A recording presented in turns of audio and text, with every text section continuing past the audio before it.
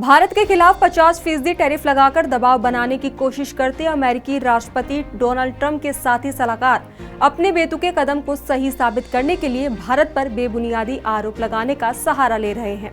Ukraine में संघर्ष को मोदी का युद्ध करार देने के बाद ट्रंप के व्यापार सलाहकार पीटर नवारो ने रूस भारत व्यापार पर अपने हमले को दुगना कर दिया है। उन्होंने अब दावा किया है कि नई दिल्ली पर अमेरिकी टैरिफ सिर्फ अनुचित व्यापार के बारे में नहीं है, बल्कि अमेरिका इसके जरिए मॉस्को की तिजोरी पर चोट कर रहा है। उन्होंने तर्क दिया कि भारत जो तेल खरीद कर रूस को पैसा देता है, वो सीधे रूसी राष्ट्रपति पुतिन के वॉर चेस्ट में जाती है। दरअसल नार्वो ने सोशल मीडिया प्लेटफॉर्म एक्स पर एक लंबा थ्रेड पोस्ट किया, जिसमें उन्होंने कुल 9 ट्वीट के माध्यम से भारत को रूस का परोक्ष रूप से आर्थिक समर्थन देने वाला देश करार दिया। उन्होंने आरोप लगाया कि भारत रियायती दर पर रूसी कच्चा तेल खरीदकर उसे रिफाइन करता है और फिर यूरोप, अफ्रीका और एशिया के देशों में पेट्रोलियम उत्पादों के रूप में निर्यात करता है।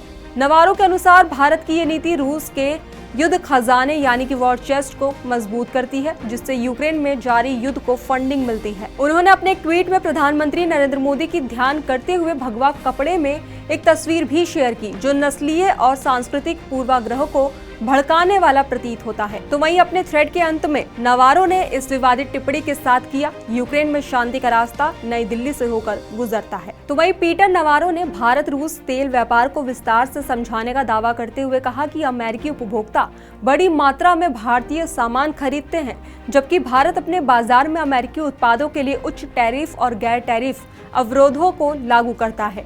उन्होंने ये भी आरोप लगाया कि भारत अमेरिकी डॉलर का उपयोग करके रूस से सस्ते तेल की खरीद करता है और इस कच्चे तेल को रिफाइन कर पुनः निर्यात करता है। नवारो का कहना है कि ये व्यापार भारतीय कंपनियों के मुनाफे और रूस की सैन्य क्षमताओं दोनों को फायदा पहुंचा रहा है। उन्होंने भारत की ऊर्जा लॉबी पर हमला करते हुए कहा कि उसने भारत को क्रेमलिन का रिफाइनिंग हब और ऑयल मनी लॉन्ड्रोमेट बना दिया है। तो वहीं इन आरोपों के बावजूद भारत सरकार ने एक बार फिर अपना रुख दोहराया है कि रूसी तेल की खरीद देश की ऊर्जा सुरक्षा सुनिश्चित करने और घरेलू बाजार में तेल गैस की कीमतों को नियंत्रण में रखने के लिए की जा रही है। भारत का तर्क है कि वो एक संप्रभु राष्ट्र है और वैश्विक ऊर्जा आपूर्ति श्रृंखला में स्थिरता बनाए रखने के लिए जिम्मेदारी के साथ काम कर रहा है।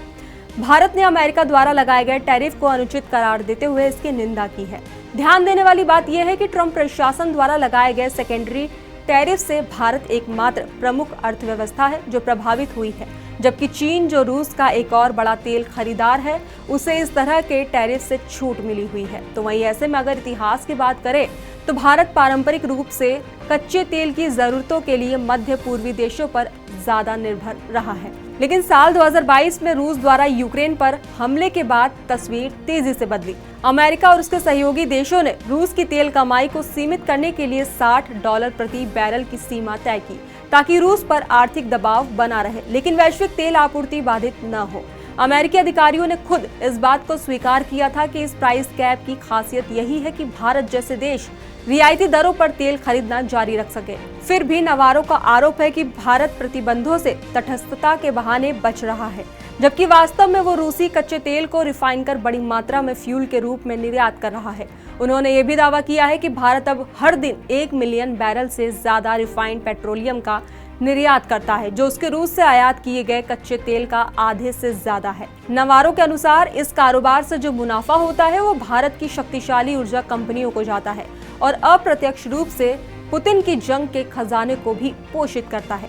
नवारो का आरोप है कि अमेरिका एक तरफ यूक्रेन को हथियार और वित्तीय सहायता देने के लिए संघर्ष कर रहा है, जबकि भारत रूसी अर्थव्यवस्था को मजबूत करने में मदद कर रहा है।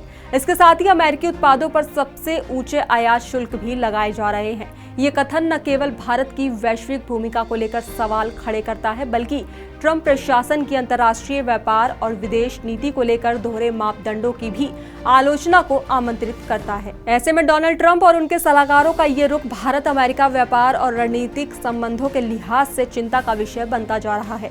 जहां एक और भारत वैश्विक स्तर पर एक संतुलित और बहुपक्षीय नीति का पक्षधर है, वहीं ट्रंप का ये कदम और नवारो के बयान दोनों देशों के बीच विश्वास को नुकसान पहुंचा सकते हैं। तो वहीं एक्सपर्ट्स का मानना है कि इस तरह की बयानबाजी से न केवल भारत के वैश्विक छवि को प्रभावित कर सकती है, बल्कि अमेरिका की रणनीतिक साझेदारियों पर भी असर डाल सकती है। आने वाले दिनों में ये देखना दिलचस्प होगा कि भारत सरकार इस मुद्दे पर किस तरह की कूटनीतिक प्रतिक्रिया देती है और क्या अमेरिका के भीतर से उठ रही विरोध की आवाजें ट्रंप के रुख को बदलने में सफल होती है या नहीं।